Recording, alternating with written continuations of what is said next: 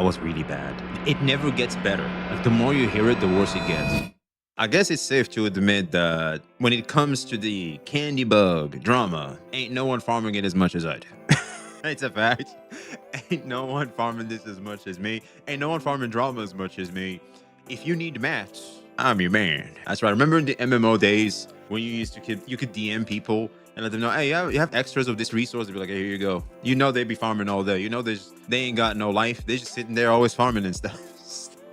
They help you out with their over farming, man. I appreciated those guys so much. Huge shout out to the people that used to, be that advanced in MMOs and would make it easy for people like me, man. Huge shout out to those people. But it seems that it's going down right now when it comes to the Candybbug situation. A lot of people are having conversations about it, and one particularly caught my eye that I have been recommended to watch with you guys, and that is from the Nigerian perspective. The title reads, "How a Single Creator's Opinion Exposed the Genshin Community's Ugliest Side." I think this is by far the best title you can give to what's going on right now within the space, because the reality is, whether you agree or disagree with Candybbug, nothing deserves this extent of a backlash. Death threats, the doxing, all the cool stuff, the usual. We should start a bingo card for every time a drama starts, and we should see what the community checks off. I think that could be a lot of fun.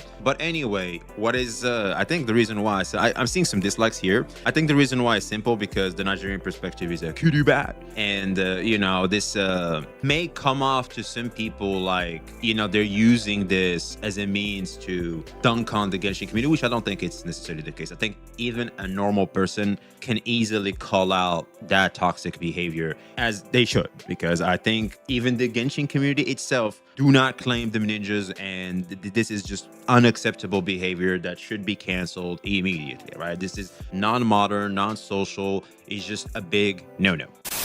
If you enjoy this type of content, make sure to like, comment, subscribe, and turn on the notification bell to not miss any updates. I guess I better go subscribe to VXB Gotcha. So without further ado, let's get it on with the Nigerian perspective. Anyway,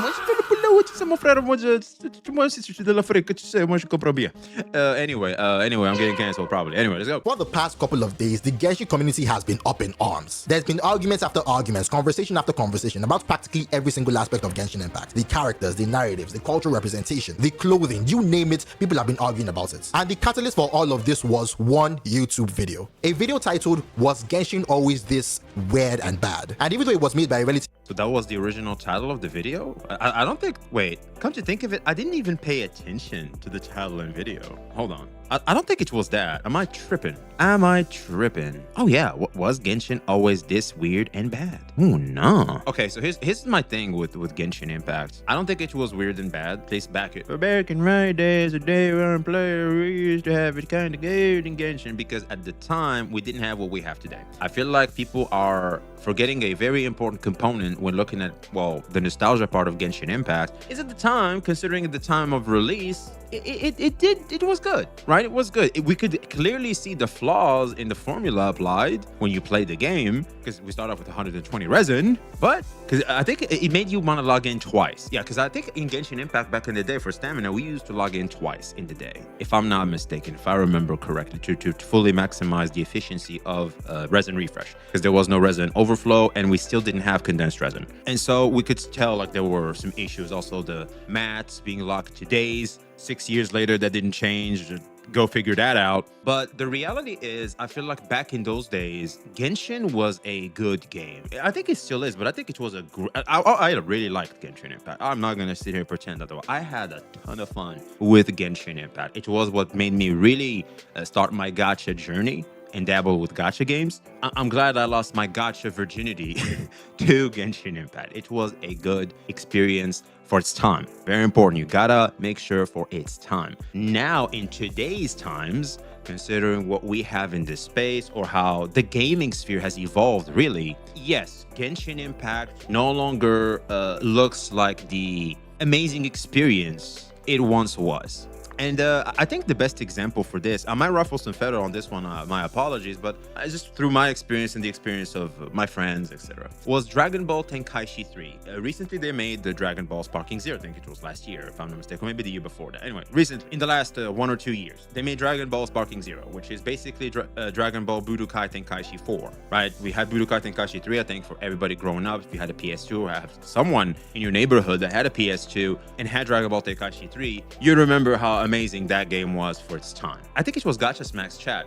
And I said, are you going to be playing Dragon Ball Sparking Zero like the good old days? Smack said no. And because I was nostalgic, I was like, what? You kidding me? Hell no. Like, dude, you got to play it like the good old days. You know what I'm saying? Smack's reply to that was, it was great for its time. You know, the gaming sphere and we as gamers grown and has since moved on from simply being satisfied by just that. And that stuck with me. I still ended up buying the game anyway and playing it. I played it for a bit and I quickly realized what he said. I had fun. I'm not going to sit here and pretend I didn't have fun throwing Kamehamehas with enhanced graphics, etc. But, you know, I feel like as a gamer and as a person, I've outgrown it. We've outgrown some of the things we've had around those days. Nostalgia is powerful and it'll make you want to try it and look at it again, but for it to stick and for it to be the amazing experience, you have to be really, really fond of that particular thing. You really have to be a huge fan of that thing, which for the most part, I feel like a lot of people are not. The majority is not going to be a huge dedicated fans for any particular type of media, right? That's always going to be the majority. And so because of that, a lot of people look at that, they can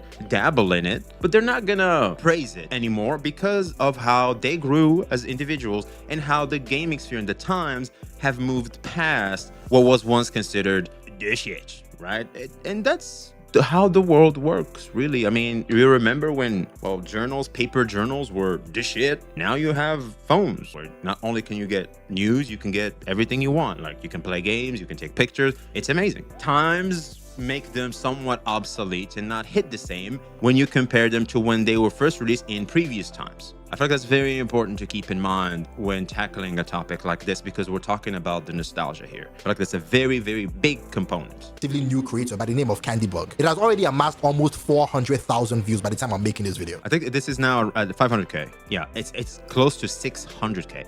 I would not be surprised in like a 2 months time, it could be at 1 million. I would not be surprised. She uploaded a follow-up video, an apology video, but more importantly to the context of what we're making. It is a video where she already isolates the points from the original video. I watched everything. I watched the context. I thought it would give us everything. It turns out no. It's very important that you watch the hour-long one. So if Nigerian perspective here is missing any important context, I'm here for you. Now the first point Candybbug said garnered the most backlash revolved around Linnea. That was really bad. It never gets better. Like the more you hear it, the worse it gets. In the process of making this video, Linnea has been released, and I just have to interject to say, what the fuck were they thinking with this character? I feel like a crazy person because I feel like I'm the only one who doesn't think she's adorable and in fact recognizes her for the creepy freak that she is. First of all, she clearly has absolutely no respect for living things that are not traditionally human. She keeps asking to touch and pet the Melusines as if they are not whole people. It's especially creepy because the Melusines are made to look like children. Having an adult character who is high-key obsessed with them and can't treat them as the people they are was a fucked up move on Hoyo's part. Her trailer is sickening for the same reason. She fantasizes about being rubbed up on by Siegewean, who, again, looks like a child, and Kirida, along with other Melusines and Nekomata. I talked a lot about this. I don't feel like saying again how wrong this is. I mean, it's like, can a ninja just want to pet a cat or a dog or play with a baby because they're adorable? Why does everything have to be somewhat sexualized? Like seriously, it's like, can a bee do that? Damn. And I feel like women can, girls especially, can really get away with this stuff, especially in anime. Like, it's a classic anime trope. Reads as extremely fetishistic to me, which is a problem with...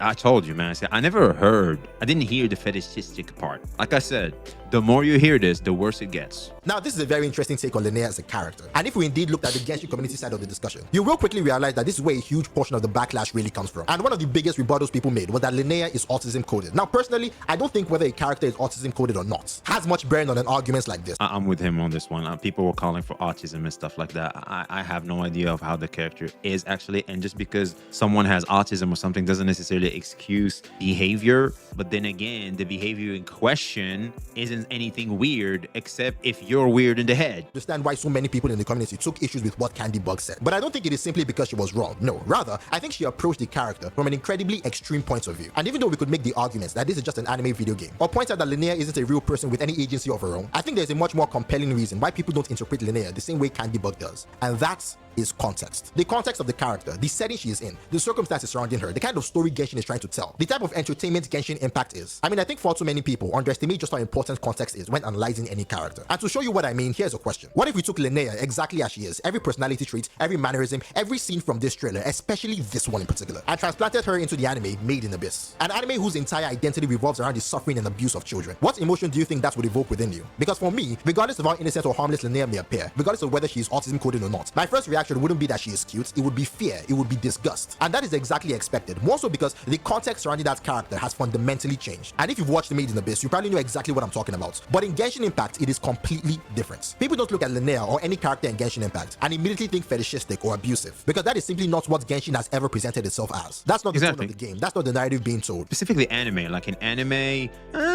especially you know, happy, energetic anime that are somewhat girly. Yeah, you don't expect that there. I feel like that's just people's headcanons being applied there, and their own weird worldviews being applied in places it has no business being applied, and they're trying to create, well, let's just say complete and find pieces of a puzzle that doesn't exist. And really, this is just unique to Genshin Impact. I mean, that would be like saying that Methodi from Frieren is fetishistic and creepy because she likes giving head pats to smaller girls. Or saying Nami from One Piece is abusive because she beats Luffy black and blue whenever he says something incredibly...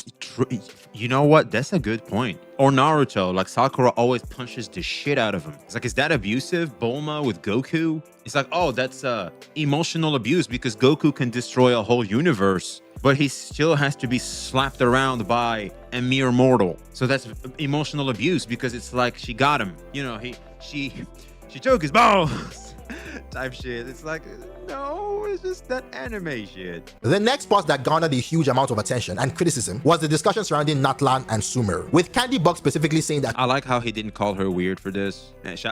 Nigerian perspective is very sweet, man. He is. You can tell he's just very sweet. Yeah, but I think the weird part here is her and not necessarily her point made her look weird. She tried to make a character weird, ended up looking weird. Now, before we even get into what she actually said, I think there's something much more frustrating that needs to be addressed. The idea that giving criticism towards certain elements within Natlan or Sumeru somehow gets someone labeled with all these terms, but not the game itself. There's a reason that whenever I've talked about cultural representation in Genshin Impact, I've deliberately narrowed the conversation down to accents. The absolute bare minimum, the least these games can give to bring out some semblance of culture into these regions. I love how Wuthering Waves did exactly what he just said. In the new Mengzhou, a lot of them have Chinese accents. You can tell. I love that. I freaking love that. It really helps with immersion. Really does. He makes a very good point here. I also said it like when talking about Wuthering Waves 3.5, the story. I remember saying that, like the fact that they had the Chinese accent helped a lot. That was a detail that was very appreciated. Have you ever wondered why Natlan and Sumeru are the only regions in Genshin Impact that mash together so many completely different cultures and traditions into one single nation? Something you don't see in literally any other region. I mean, Mondstadt is primarily German inspired, Lear is Chinese, Inazuma is Japanese, Fontaine is French, Shinnezaya is Russian. But when we get into Sumeru and Natlan, the regions inspired by cultures outside Europe and East Asia, the approach suddenly changes. I mean, Sumeru alone pulls inspiration from India, Egypt, Persia, Mesopotamia, Iraq, the Middle East, North America, all within a single nation. And then Natlan brings together inspiration from Mesoamerica, South America, West Africa, East Africa, Oceania, and Polynesia. Again,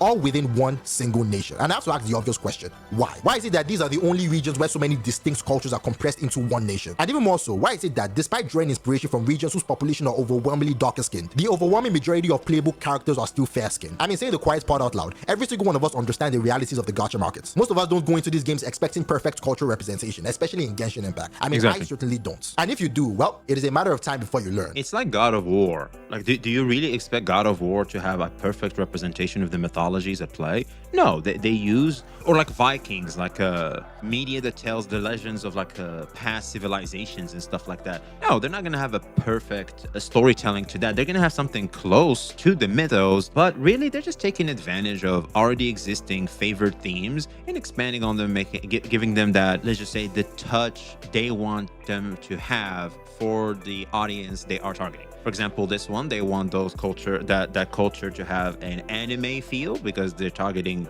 otakus. You get Genshin Impact. That's simple. Don't have to necessarily be exactly like real life. We don't necessarily expect them to, because you ready? I think I'm gonna say something we're all thinking. We typically play video games to escape reality. I like a good degree of realism. I think that's appreciated, but not too much. Because if it's too much, well, why the hell would I play that video game when I'm gonna play this video game? Let's make it better. I find it jarring that someone could be labeled racist for pointing out something that is, at the very least in this instance, That's cold. Look at her, man. That is cold. objectively observable. Here's what she had to say, not even about Natlan, but rather its Archon, Mavrika. Wise. Now think about Mawika in the same way, with regards to her divine ideal, which is war. How does she represent war?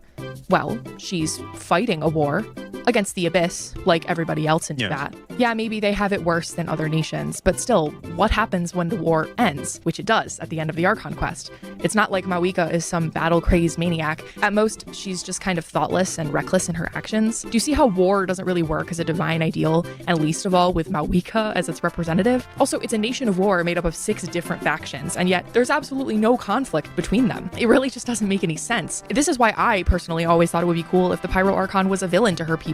Maybe she makes them fight each other, gladiator Yeah, that would have been for nice. her own entertainment. And then maybe we would have a better rebellion storyline than Inazuma with an Archon. I think the outrage surrounding Mavrika, at least with respect to this particular point, is extremely performative because she is not wrong. I mean, right now, I don't think it is controversial at all to say that Mavrika is possibly the most boring Archon in Genshin Impact. It doesn't matter. And we all know why. It's because she's hot. Literally. She's both hot and hot. Because, you know, her element. We don't care. As a red-blooded male, I speak for all red-blooded males. We don't care. She's hot. It comes down to one thing that most of us I'm playing. already understand about her. She is too perfect. I mean, she's righteous enough to completely despise. Exactly. That's what we're here for.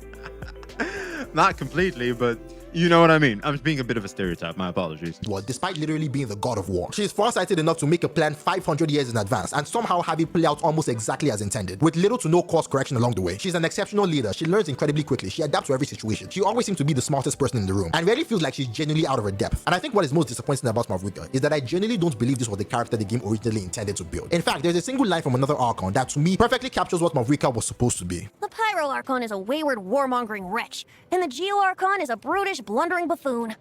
How do I know? Because this is written in the epic poems of days gone by. Well, of days gone by, so we don't necessarily know it was Mavuika because she was young. Maybe he's referring to a different Archon because Venti's old as shit. So I'm not sure we should take Venti's word on this one. That's just me, though. I mean, imagine an impulsive, brash, almost unnerving Archon who genuinely loves battle. An Archon who actually embodies the ideals she represents, war. I mean, every other Archon is allowed to meaningfully express the ideals they stand for. So why is the god of war the one who seems furthest removed from hers? Going forward, though, I also think an Archon like that would have solved so many issues people had with Natlan as a whole. I mean, this is supposed to be the nation of war. Yes, one tribe is primarily known for surfing, another is known for dancing. And while individually there is nothing wrong with these ideas, when you step back and look at the nation as a whole, it just doesn't fit the identity that Genshin itself spent years building up. There's a disconnect between what Natlan was sold to us as and what it ultimately became. And I think the major reason for that is Mavrika. And the exact same thing can be said for the points made about Sumeru, specifically the Nefer story. Now, before anyone pretends to misunderstand what is being said here, let us use a little common sense. No one is saying that fair-skinned people can't experience racism. Of course they can. But the reality of the world we have always lived in is that racism disproportionately affects people with darker skin. And even more so, Sumeru's desert, where Nefer grew up in and the story takes place in, is a place that is supposed to represent the setting of darker-skinned people. So if Genshin actually wanted to depict that experience in a meaningful way, wouldn't it have been better to reflect that reality? And yes, I can already imagine the counter-argument. Well, at least Genshin chose to tell this story in the first place. But my rebuttal is very simple. Sometimes it is better not to tell a story at all than to tell it poorly. Based. I agree. Some story, like, especially if you're going to choose a particular type of thematic, sometimes it's best, not everything should be said. Some things are best kept to yourself. I'm pretty sure a lot of us, especially online, where we see something that's very triggering, you have a lot to say. You have a lot to say about it. You are very tempted to lower yourself to the level of the things you saw. But you go, you know what?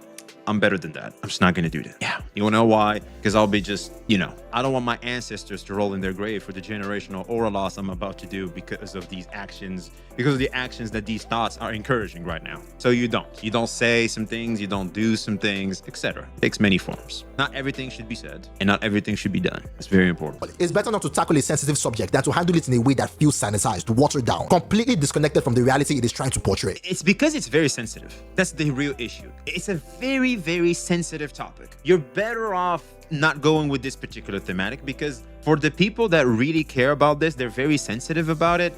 It's just, I mean, look, stories are supposed to tackle that boundary. I understand from a writing perspective, it challenges our perception of reality, right? It offers a new, because this is the thing, I feel like sensitivity really gets in the way of storytelling nowadays. It really does. Cancel culture, especially recent, in the past years, etc., it has really gotten in the way of a lot of pieces of media and and storytelling. Really does. It really did. 100%. I don't think we can just ignore that. However, sometimes when you're too popular and you understand how a good portion of your community acts, and considering how vocal they are, even though they're a minority in your community, they're very vocal, which can make them seem like the majority for the uninitiated. It's best to work around them a little bit. You just work around them a little. And I feel like if they were to just do that, they could still do the storytelling they wanted to do with Nefer. Nefer would have still worked if they were to just flip the script and, do it exactly how it happened in real life.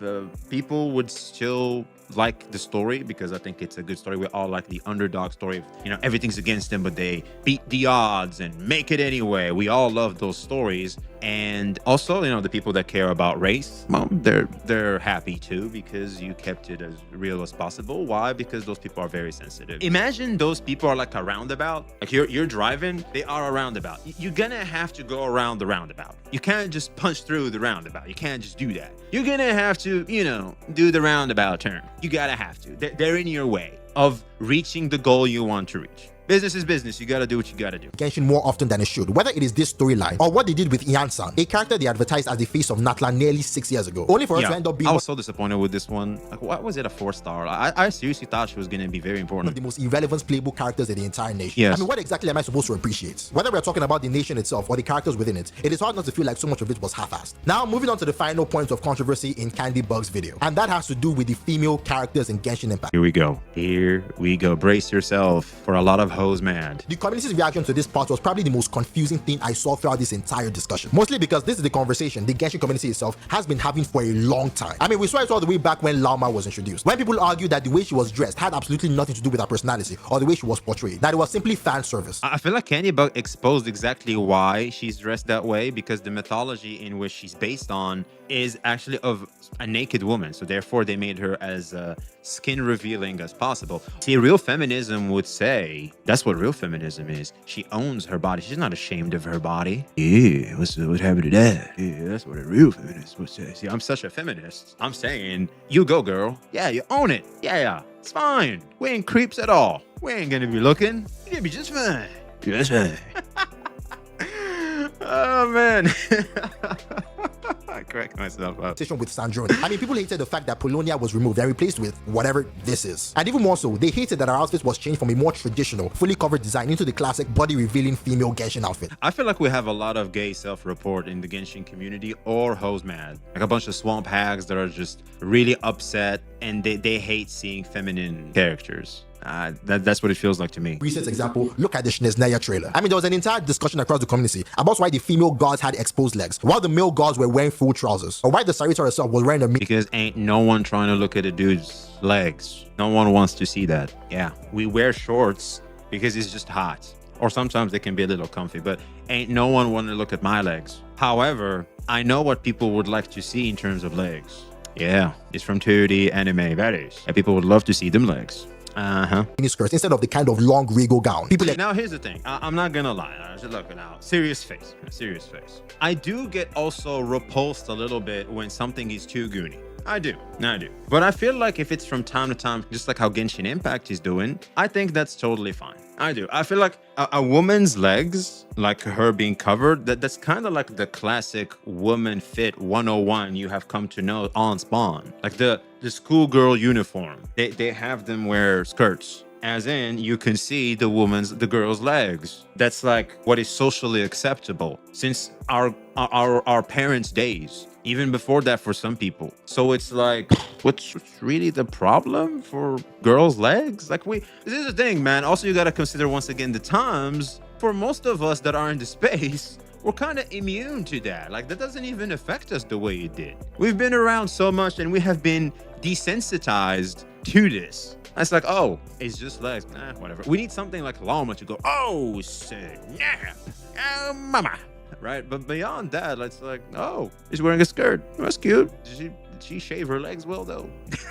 That's me though. These are not new criticisms. The community has been making these arguments for years, and not just about the characters I've mentioned. So why does the criticism suddenly become unacceptable the moment someone outside the community points it out? And when we move beyond the character designs and start talking about how Genshin writes its female characters, I also think there's a lot of truth in what Candybbug is saying. I mean, take Columbina for example, a character that went from being this mysterious, almost unsettling figure with seemingly limitless potential to, in many ways, feeling like this airhead cutie damsel waiting for the traveler to save her. Or Sandrone, who initially came across as this detached, calculating inventor, the person that made all the Catherines in Genshin Impact, only to end up feeling like yet another tsundere. Then you have Mavrika, as I already pointed out, whose defining trait seems to be that she is simply perfect. Or Citlali, whose personality gradually gets watered down into little more than the jealous girlfriend archetype. I mean, these are criticisms that people... Those are really cute. I like that archetype. I found them really cute. And what makes them stand out even more is that you don't see the same pattern nearly as often with the male cast. I mean, the male characters tend to have far more distinct personalities that vary significantly from one another, rather than falling into the same handful of archetypes. And even when they do fall into similar archetypes, the game still makes sure to put in that one thing in their character that makes them different and memorable. Like take Lohen and Tartaglia for example. Both of them fall into the battle seeker archetype. They both love the thrill of combat. They both possess that mentality of standing before an overwhelming opponent and wanting to overcome them. If it wasn't for society, I would have been a battle seeker. I remember being a kid and I used to fight a lot. The dopamine that comes from fighting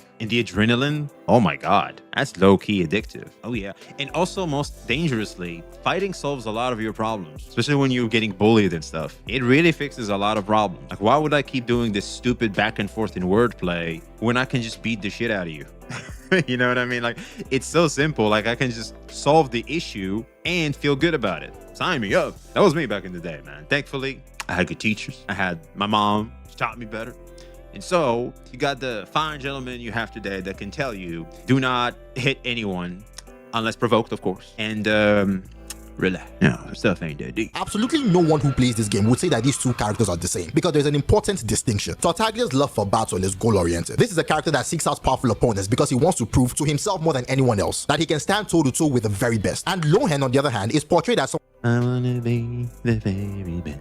One who simply revels in battle itself. There's a far more reckless, almost sadistic enjoyment in the act of fighting. There is that easily noticeable difference between these two characters. I mean, even though they share the same foundation, you can very easily have one as your favorite over the other. And the same applies to so many other characters in Genshin Impact. I mean, take Zhongli, Neuvillette, and Capitano, for instance. They farm so much aura, don't they?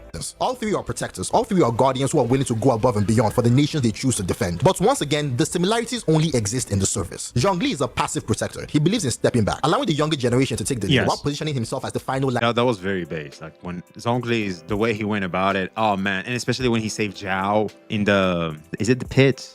The chasm, I think it was, the chasm. Oh man, that was so cool. Kind of defense should everything else fail. Neuvillette is the complete opposite, an active protector. It makes you feel like Zhongli can be a little divine. I think that passive protector feel is very close to what we see even in real life in the divine approach, if you believe in the divine, of course. I do, but the people that don't, I understand. But really, it feels like the divine's intervention are always passive and they typically come last minute. They do. The one standing at the front, personally involving himself in affairs of Fontaine and carrying the weight of the people on his shoulders. And then there is Capitano, who is simply nuanced. I mean, this is a character willing to sacrifice his own life for the nation he swore to protect. But at the very same time, he is also a hypocrite. I mean, for all the honor, integrity, the righteousness that he is believed to have in doing that, he still willingly serves the Futsui, an organization responsible for bringing suffering to countless other nations. He's a man who desperately wants to protect his own homeland from evil, yet seems perfectly willing to tolerate an even greater evil. Sounds like Itachi from Naruto, and that was by far one of the best characters in fiction. Why do people have an issue with him? Maybe it was done poorly. I feel like maybe he's misunderstood, but that's some cool shit. I mean, he's keeping an eye on them for the sake of his nation, to spare his nation from the onslaught of the Futsui, which are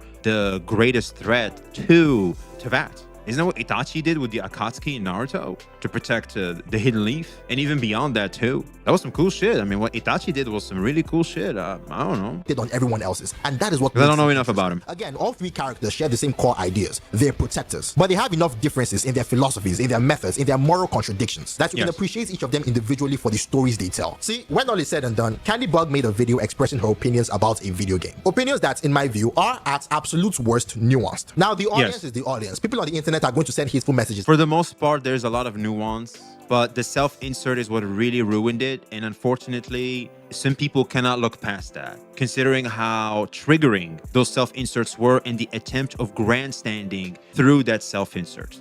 And the critique of other people's fetishes whilst trying to make your own a means to grandstand. Yeah, people are not going to take kindly to that. That's some hypocritical shit. As you don't fully agree with them. They're going to throw insults around. They're going to make threats over something as trivial as a video game. Well, they're not necessarily doing that about video game. I think at this point we can't, because I made this mistake before. It's no longer about video games anymore. Now this is about ideologies. It is. It's about ideologies and what you like to see in media. This isn't limited to Genshin Impact now. Like, this is the problem with her video, is that we went beyond Genshin. We are now talking about what people would want to see in media. And a lot of people are tired of this policing that people like Candybbug do to media through the lens of, well, a good degree of wokeness that is not appreciated considering the type of media we're all aware of that we're consuming, and you're just trying to come here and police that too. It's like, you have that somewhere else, then just don't come here to my shit. Yeah, sure, whatever, we can do more for you, but don't go